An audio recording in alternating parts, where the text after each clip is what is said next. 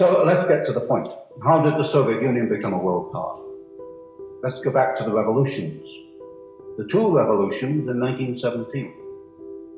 The first revolution in March of 1917 overthrew the Tsar and replaced the Tsar with what would well have been a constitutional government. These were the first shaky steps taken in March 1917 towards a constitutional government in Russia.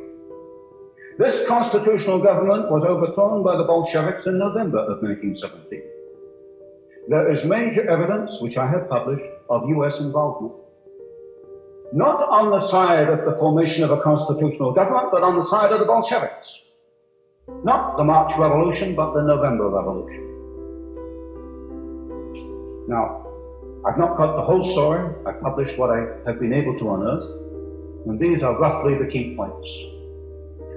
In March 1917, at the time of the First Revolution, Lenin was in Switzerland and Trotsky was in New York.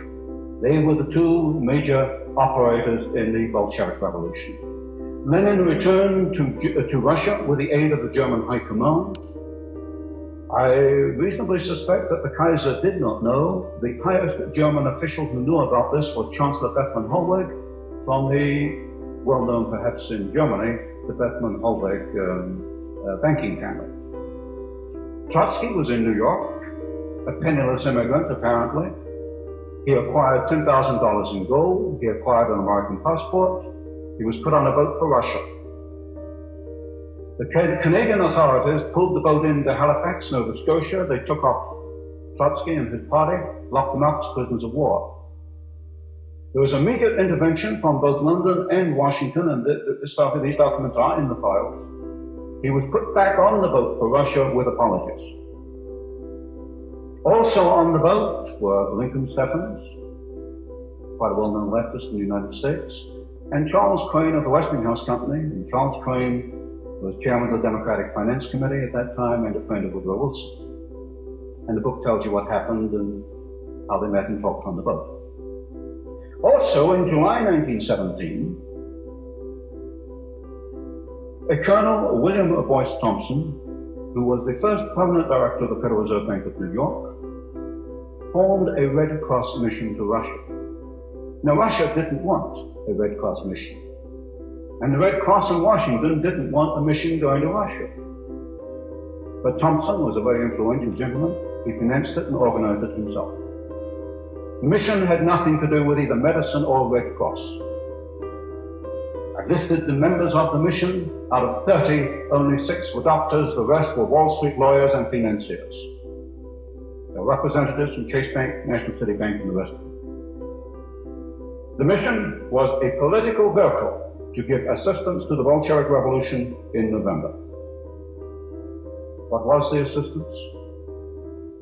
Well, very briefly, Colonel Thompson himself said, and it was published in the Washington Post, which is an authoritative source at the time, that he gave $1 million to the Bolsheviks to help their revolution. That's Colonel Thompson, not me. There was intervention by American International Corporation, which was another vehicle based on Wall Street, in Washington to forestall any possible assistance to the enemies of Bolshevism. Further, you can find in the British Foreign Office files the fact that Thompson and Lamont of the Morgans went to see Prime Minister Lloyd George in England and changed in one meeting British policy from being anti-Bolshevik to being pro-Bolshevik. This information, I would point out, comes from the British War Cabinet papers, Thompson's own papers, and the State Department file. What has happened to America that would not have happened had they not been the order? Creation of war and revolution. Specifically, which ones? The third book in this series, which I'm bringing out, takes 2 wars and 1 revolution. Well, 2 revolutions and 1 war.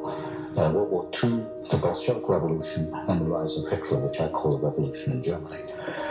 We can find the order behind the Russian Revolution, Bolshevik Revolution. We can find behind the rise of Hitler.